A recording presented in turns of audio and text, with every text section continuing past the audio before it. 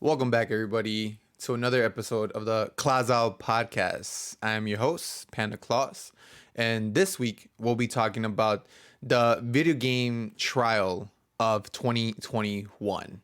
If you are interested in game topics and news, make sure to stay tuned to this channel. We are all over audio podcasts such as Spotify, Anchor, and many others except Apple Podcasts. We got to fight to get on that one, but we are also on YouTube. Make sure to leave a like, leave a comment, and subscribe for more interesting video game news and updates as we roll them out. So, as mentioned, we will be talking about three news topics in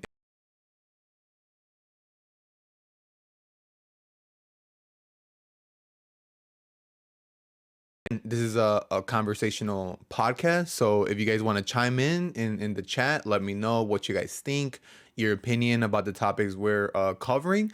I'll make sure to give you a shout out, and we can also have a great conversation. We've had a lot of good opinions come along as the chat, chimes in. So feel free to tell me what you think about the news we're covering. But yeah, I am also a streamer on Twitch, twitch.tv slash panda underscore claws, where you'll find me and my community playing all kinds of games.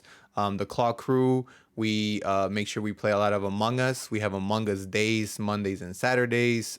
We play a lot of Monster Hunter, which we've met a lot of people in the community that play Monster Hunter. And nonetheless, we're gonna make sure to get started with our first topic. And as you may see on the cover, 2021 Games Industry Trial. If you guys didn't know, this week was really hot on news about the Apple versus Epic Games. Epic Games being the creator of Fortnite, and them going on pretty much a legal case about why Epic Games should not be charged on their crossplay or free to play. There's a lot of things they're fighting for in this case. I should have pulled up the exact things, but it's just so much, and that's why it's been so interesting, because in their case, Epic and Apple are pulling out receipts from previous legal documents, conversations, litigation, because when it comes down to court cases, you will see that there's a lot of things that are pulled out because it's necessary to further the investigation of set litigation, or set you know like verdict. So it's for them to get a final conclusion of what's going to happen, they really need to pull out all the information. And yeah, that's what's happening this time around. So we're gonna hop into the first topic, which was very interesting. Epic Games paying PlayStation for crossplay. Now, obviously, a lot of us in the game industry, or just gamers overall, we play a lot of games that have crossplay, right? Especially nowadays, not everybody has the same system, so crossplay has just become part of a thing as a gamer. Like, you have crossplay and you're good to go. Fortnite being one of the many that kind of struggled with Sony for a long time. And let's read on to the article. This is by the news site Mobile Syrup. Epic pays Sony for Fortnite crossplay compatibility on PlayStation consoles. To get Sony to agree to allow Fortnite to feature crossplay multiplayer with competing consoles like Xbox Series X, Switch, PC, and more, Epic was forced to shell out extra cash and is still paying for that feature today. During the ongoing Epic versus Apple trial, Epic CEO Tim Sweeney answered several often amusing, mundane questions about Epic Games, Fortnite, and the Epic Game Store. However, towards the end of that portion of hearing, Sweeney was asked during the cross-examination how Fortnite's crossplay works and what companies profit from purchase made cross-wallet. Sweeney then pointed out that Sony's contract with Epic allows the company to earn extra money so Epic can include cross-platform multiplayer to Fortnite, specifically when PlayStation players buy V-Bucks on other devices but still play the game on company's console. Sweeney's comment says, Sony has a policy that requires if the ratio of payments across platforms for a given PS user gets out of sync with the playtime, then we have to pay them a commission on other platform revenue. Wow. So if someone were primarily playing on PS but paying on iPhone, they'd provide compensation to Sony. Sweeney said that typically the V-Bucks purchases are made on, for example, an Xbox Series S and then used for another device. Every platform involved in transaction gets a cut of the money.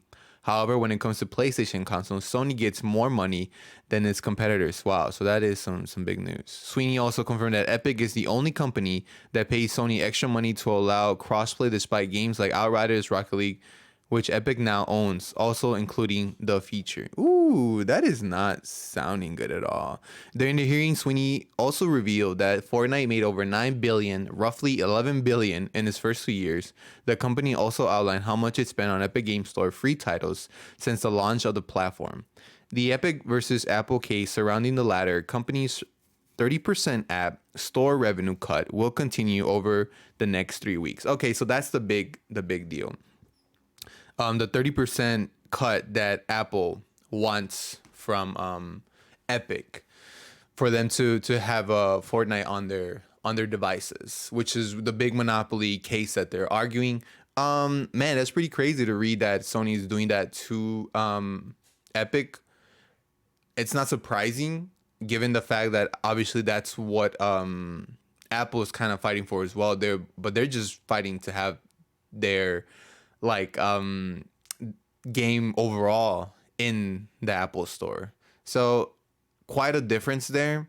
But to see, I'm pretty sure, so the reason they're probably pulling the Sony contract with Epic is so that they can show proof that there is some form of contract with Sony and Epic where like they're paying for a certain service. So they're getting a cut.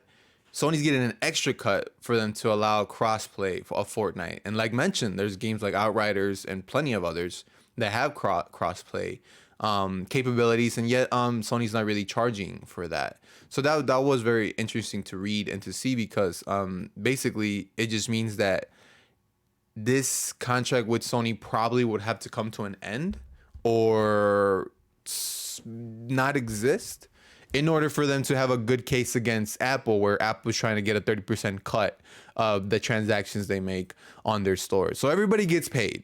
Xbox, Sony, PC, they all get paid for having the Epic game on their platform for it being used there. But the big thing is Epic doesn't want to give a cut to a huge cut to Apple, which is 30%. 30%, pretty big cut. Again, the only people being hurt here again are the people who like Epic Games or just overall like maybe just Fortnite or Rocket League now that it's owned, or now we even have Fall Guys that's got purchased by Epic. So there's quite a few games on Epic that, you know, it's a bummer to think that they're like holding back the possibilities that are in the future for these games and for Epic, and you know, restricting games on certain consoles or certain features on certain consoles. That's just not video game friendly. Very obviously big industry. Like above all, none of us are getting a cut of whatever deal they get. You know, we're not gonna get extra V-Bucks. We're not gonna get a free game. We're not gonna get anything.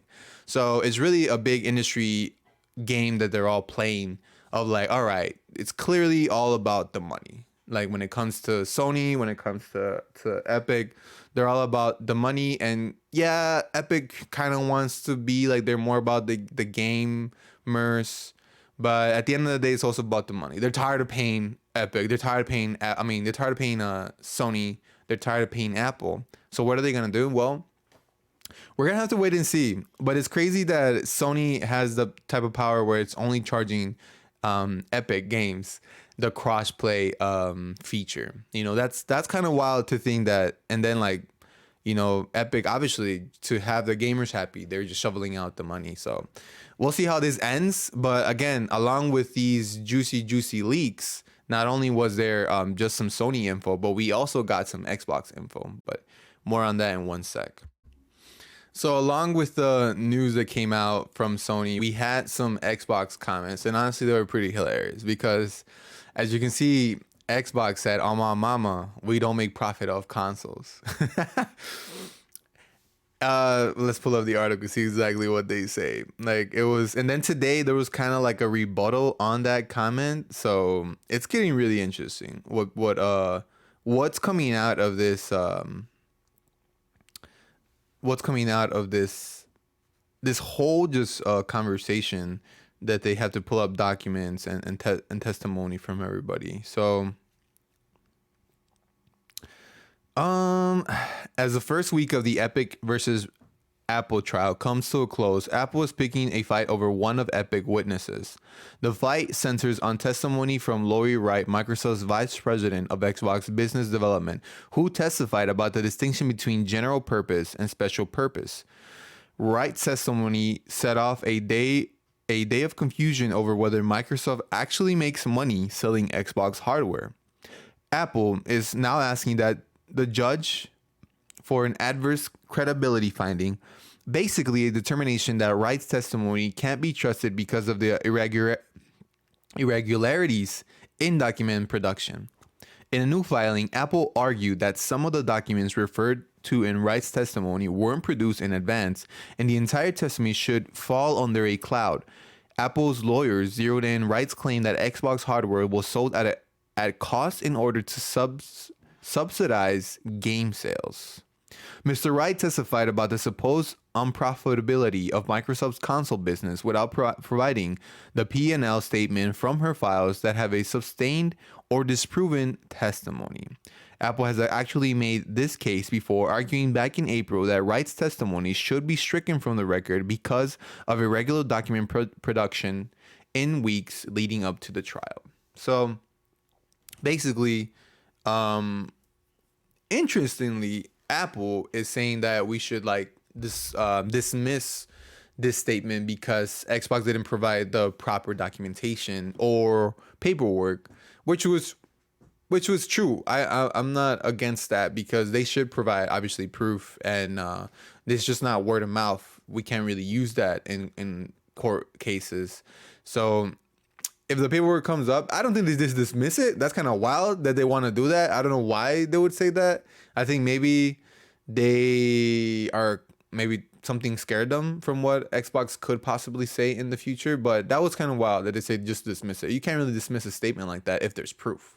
So if they pull out the proof, it'll be really cool to see, does Xbox really not make money off their consoles? Because wow, that's really sad for Xbox. I don't know. I know there's a lot of how business works. Profit comes in with like other forms of revenue, like ads, marketing.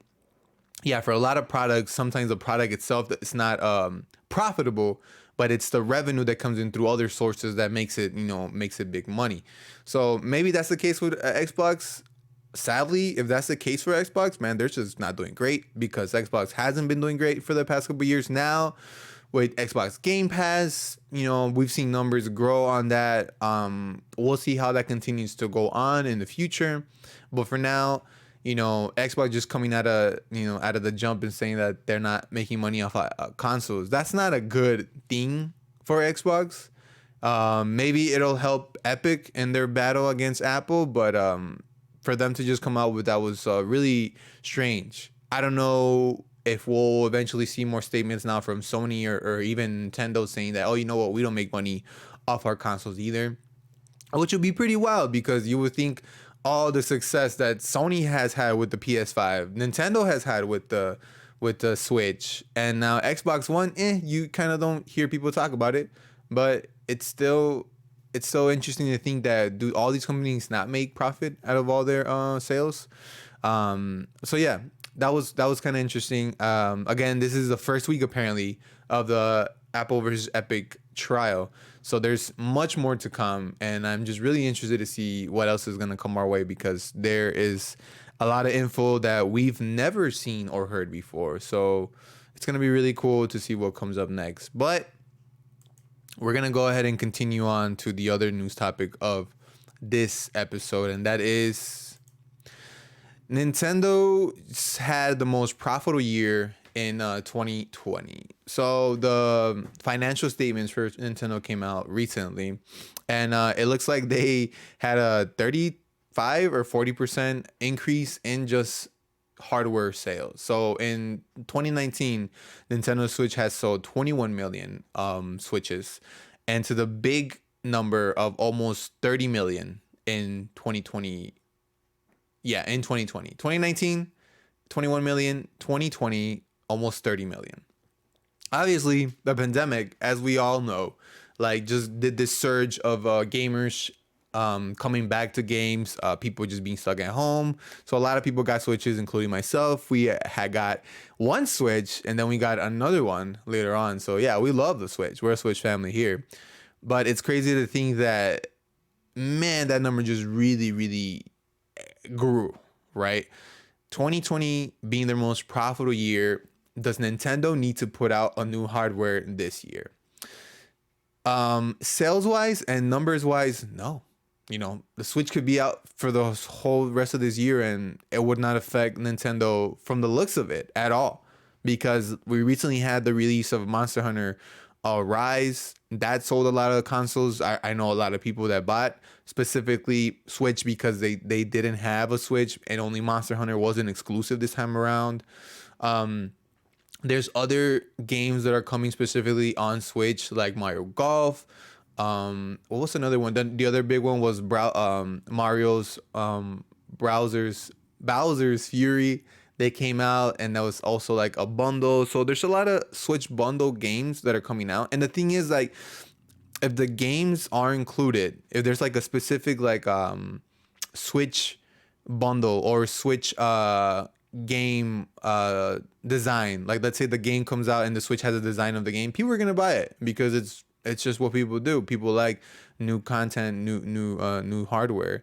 So we don't know, we're not 100% sure what games are coming out later on this year, but there is a lot of games coming out. Then we're gonna have definitely a lot of support from like just Nintendo overall and the sales of the Switch currently.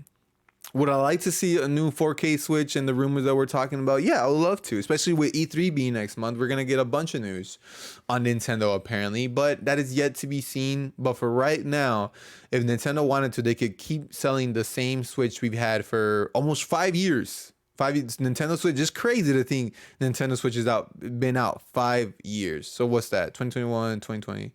2019, 2018. Yeah, I was going to say 2017. I wanted to make sure. 2017. Was when the Nintendo Switch came out. I got mine in 2018. And it was the best purchase ever. Yeah, I probably played on it here and there. And now obviously I play a lot of Switch because most of my games that I like to play are on there. So, oh yeah, and then we had the Pokemon Snap game. So yeah, Switch is still killing it. Like there's no question. We have Pokemon games coming out the end of this year, like for sure. And then we have the new Skyward Sword remake. There's a lot of games coming to Switch, and just Switch has been killing it. Just a big thing to put out there. There's something there for everybody, and I'm just a big Switch guy, and I just enjoy the console so much. And it's great to see that Nintendo is doing so many things for the gamers that do support them. So yeah, we're gonna wait and see what happens next with Nintendo. Will they have a new console? I'd like to hear from you guys. Drop a comment below. Would you want to see new console? What game do you want to see? But go ahead and sound off below. For now, we're gonna go ahead and show you off. Well, it's gonna help with programming. I personally this reminds me of like Sackboy and the game Dreams, because they are big on game development. But this looks really cool, I'm not gonna lie. I don't know what the price is gonna be, but basically it runs down the basics of coding to create games. So clearly, if a lot of kids and obviously people like myself that you grew up on games, the next big step in that career is creating games. And it doesn't matter like maybe I'll give it a try. I don't know if the price is right and the content is there. I'll definitely like to check it out and see what I can create. I've never been a good creator myself. Just looking at this kind of frightens me because I'm sure I can figure it out, but it seems like a lot of work. And like, yeah, but it looks really cool. I like the idea that they're aiming this towards a younger audience. Look at that, like the games you can create within this game builder garage. Learn the basics, let the imagination run wild. Yeah, I think it's really cool. I'm sure there's other software out there, like probably on PC or other, maybe consoles. But the thing again that's coming to the Switch. So many people have a Switch. So many people would like actually put in work. Like, hey, do you want to feature in games? Cool, try this out. How does this go for you? If they make something amazing, man, then you definitely know this was worth the money. Coming out June 11th, and this literally like a month away. So that was really cool to see from Nintendo's part. And the other cool thing that I liked was that we're gonna get what we're gonna get. We're gonna get other games that were announced from Nintendo. There's this one like animal battle royale style side scroller. Wasn't for me, but it looked interesting. We have Miitopia coming out next month, so we definitely have a lot of interesting Nintendo games coming out. Oh no, we got Miitopia coming out this month, May 20th, May 23rd. And then we have Mario Golf coming out next month, and then Skyward Sword remake July. So stay tuned for those. But that's gonna do it for this episode, everybody. We're gonna go ahead and end it here. Thanks for everybody that came through. The 2021 Games Industry Trial is going to continue, so we're going to be covering that and see what else we pull out of that in the future updates of the case. But again, if you guys like this content, make sure to subscribe on YouTube. If you haven't followed us on Twitch, make sure to check us out. And till then, have a great day, and we'll catch you later.